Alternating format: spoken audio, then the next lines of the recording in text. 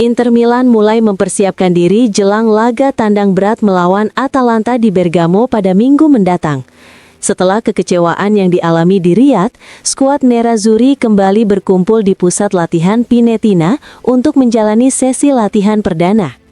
Menurut laporan Gazzetta dello Sport, pemain yang tampil pada laga Jumat malam menjalani program pemulihan dan latihan khusus, sementara pemain lainnya mengikuti sesi latihan normal di lapangan secara berkelompok.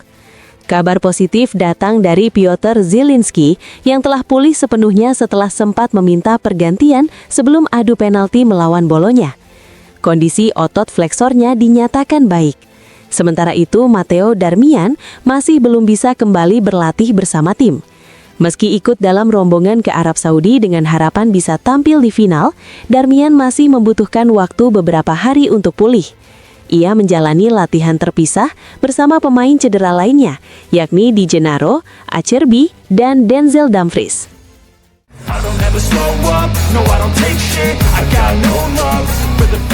Andy Diouf kembali mencuri perhatian setelah mencatatkan penampilan positif saat masuk sebagai pemain pengganti pada laga Inter melawan Bolonya di Riyadh.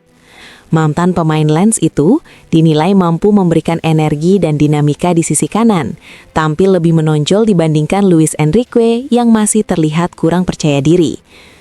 Menurut Corriere dello Sport, Inter kini tengah mempertimbangkan peran terbaik bagi Diouf. Apakah tetap dimainkan di sisi kanan atau dikembalikan ke posisi alaminya sebagai mezzala.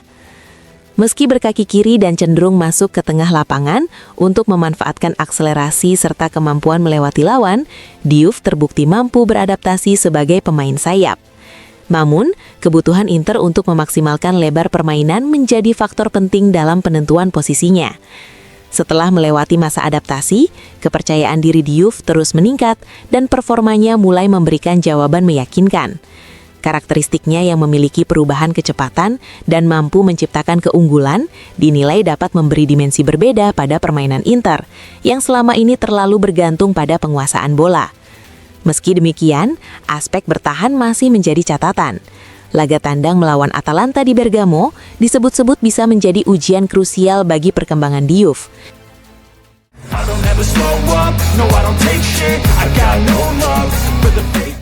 Hakan Çalhanoğlu dipastikan siap kembali memperkuat Inter setelah pulih dari cedera otot aduktor yang sempat membuatnya absen dalam beberapa laga penting.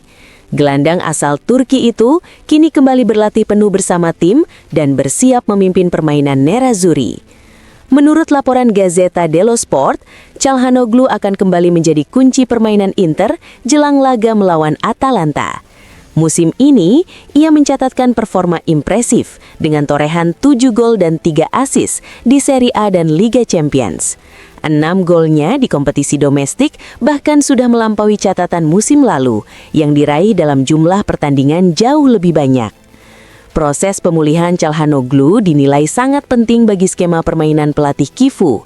Meski Piotr Zielinski tampil meyakinkan sebagai pengganti selama Çalhanoğlu absen, peran gelandang Turki tersebut tetap dianggap tak tergantikan dan menjadi salah satu yang terbaik di dunia di posisinya.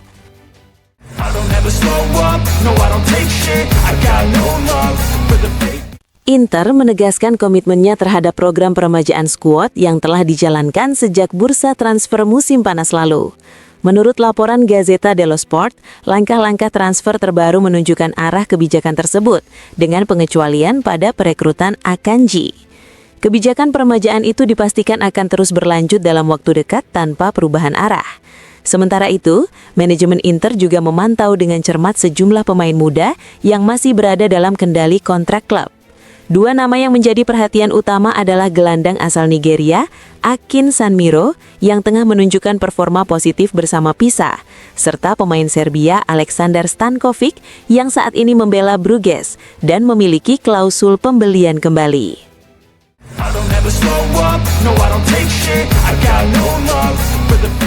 Manajemen Inter yang dipimpin Presiden BP Marotta mendatangi pusat latihan Appiano Gentile untuk memberikan dukungan penuh kepada pelatih Christian Kifu dan tim setelah kekecewaan di ajang Piala Super.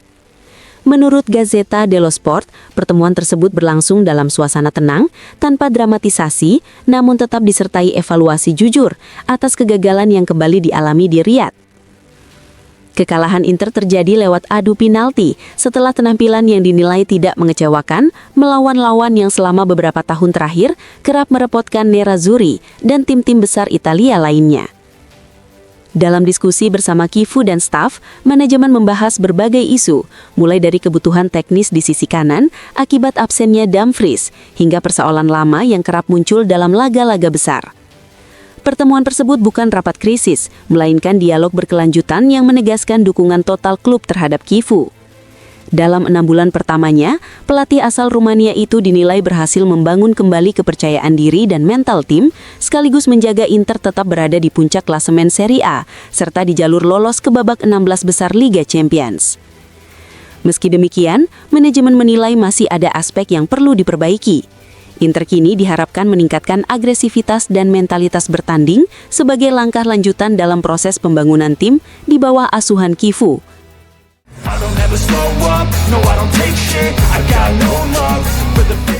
La Gazzetta dello Sport melakukan evaluasi terhadap bursa transfer musim panas Inter seiring musim yang telah memasuki pertengahan. Analisis tersebut menyoroti kombinasi aspek positif dan negatif dari para pemain yang direkrut. Kekecewaan terbesar sejauh ini dinilai datang dari Luis Enrique. Pemain asal Brasil itu belum mampu memberikan dampak signifikan di sisi kanan, kecuali saat tampil melawan Como. Ia dianggap masih kesulitan beradaptasi dan menunjukkan kecenderungan bermain terlalu ragu, jauh dari citra pemain berani yang pernah ditampilkan di Marseille. Situasi ini membuat pelatih Christian Chifu mempertimbangkan opsi baru, termasuk memberi kesempatan kepada Andy Diouf yang dinilai lebih berani dan cepat di posisi kanan. Sementara itu, status Sučić dan Boni masih dalam tahap evaluasi. Keduanya dinilai mampu menunjukkan momen-momen positif, namun belum konsisten. Boni dinilai cukup efektif saat mendapat kepercayaan, sementara Pio Esposito, meski paling muda, disebut mampu tampil meyakinkan di berbagai kompetisi sepanjang musim. Di sisi lain, rekrutan paling sukses Inter sejauh ini adalah Manuel Akanji. Bek berusia 30 tahun tersebut langsung menjadi pilar utama di lini pertahanan dan dinilai sebagai sosok berpengalaman yang memberi stabilitas sejak hari pertama.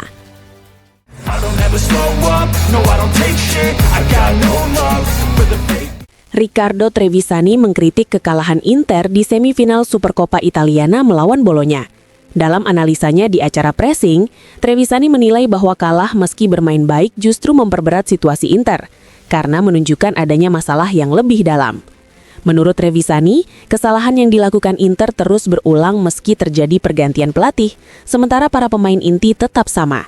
Ia menegaskan bahwa Nerazzurri kerap kehilangan pertandingan yang seharusnya bisa dimenangkan, sebuah pola yang sudah terlihat sejak musim lalu dan berlanjut hingga musim ini. Karena itu, ia menilai persoalan Inter tidak sepenuhnya terletak di bangku pelatih. Trevisani juga menepis anggapan bahwa kekalahan semata disebabkan oleh adu penalti. Inter tercatat sudah 7 kali menelan kekalahan, dan kegagalan penalti dinilai hanya bagian kecil dari masalah. Ia menyoroti kurangnya agresivitas dan mentalitas untuk mengamankan kemenangan setelah unggul. Meski Inter dinilai bermain baik dan atraktif, mereka kerap kehilangan kendali di momen krusial. Persoalan yang menurut Trevisani berkaitan dengan sikap dan determinasi tim.